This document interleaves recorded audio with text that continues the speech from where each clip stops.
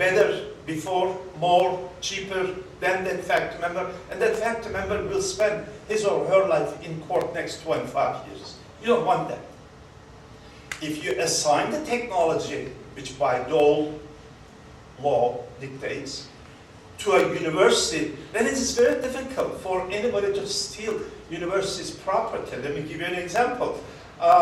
3 years ago, we sued $100 million Texas company because they were manufacturing some drugs because of our technologies from upstate Syracuse Medical Center, and they were not paying royalties to us. Their claim in court that we're not doing it because of your technology.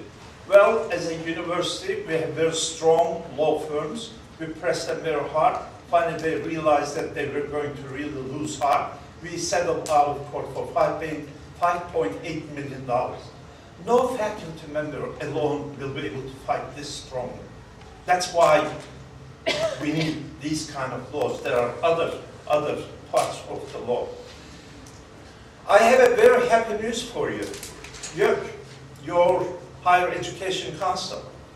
We work very hard with them, and thanks to two brilliant and fantastic associate professors from, guess which university? Kocaeli University, thanks to Rector Sezer'dan.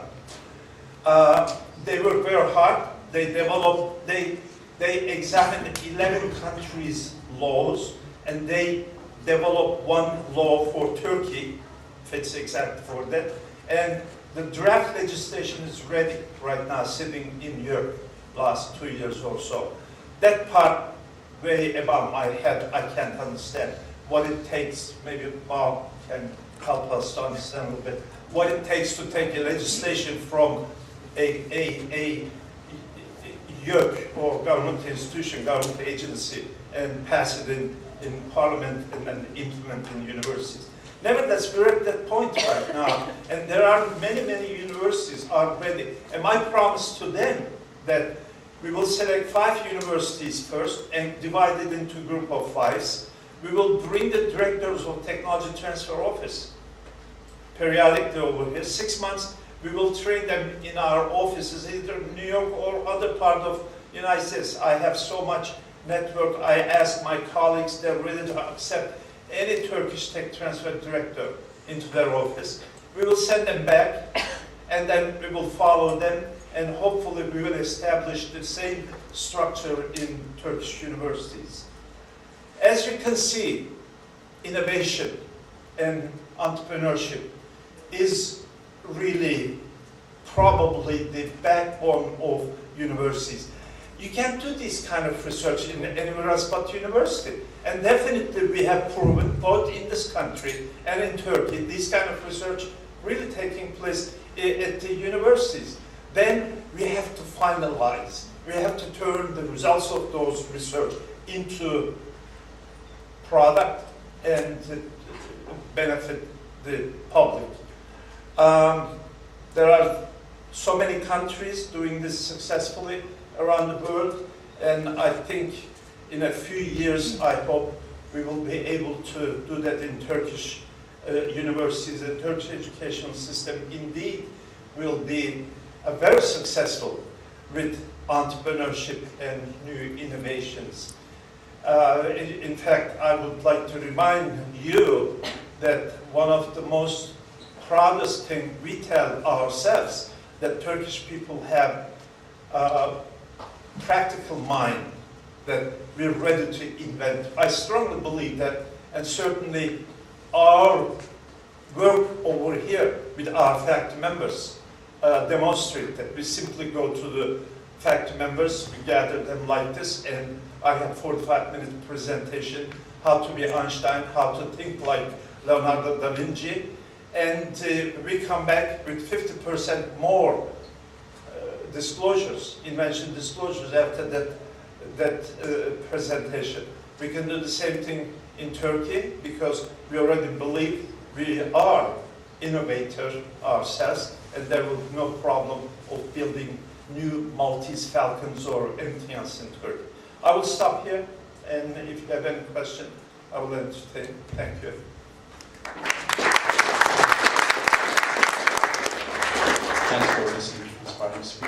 questions?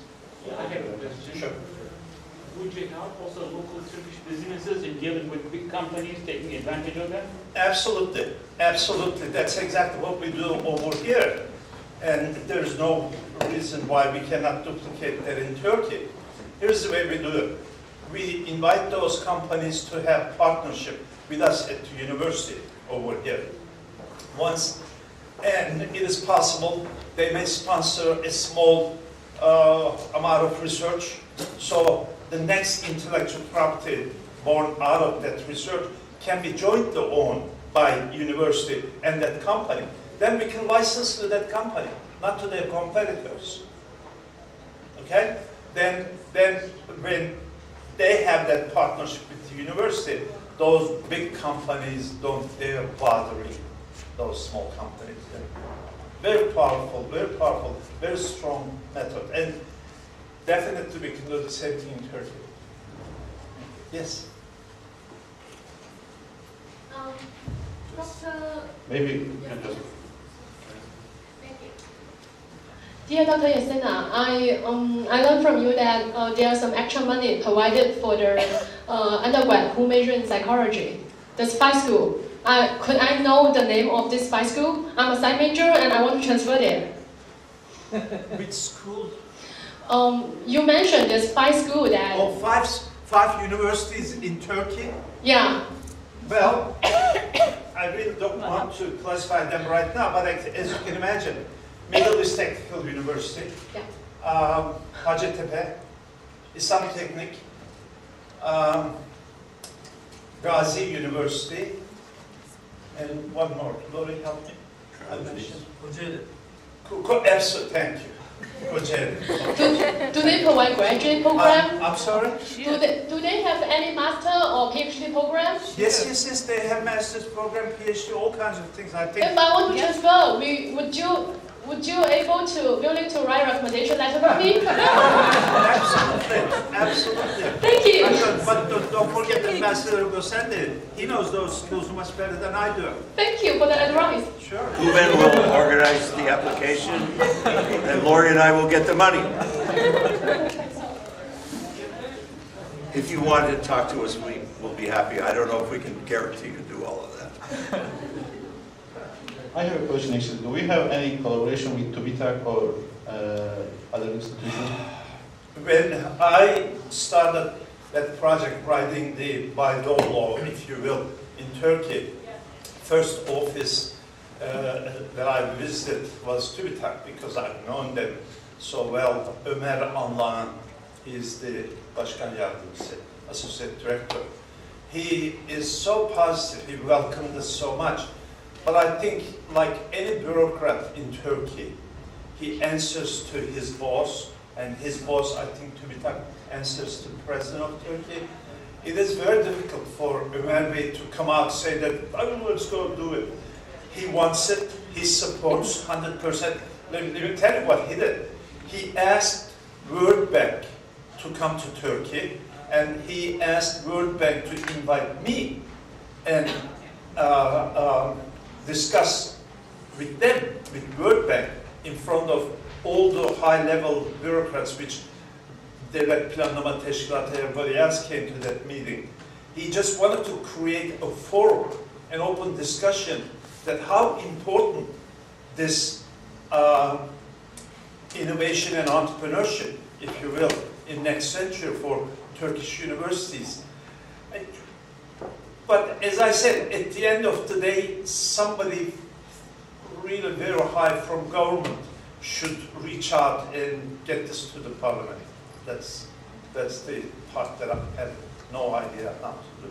I can do the technical part, but it just stops.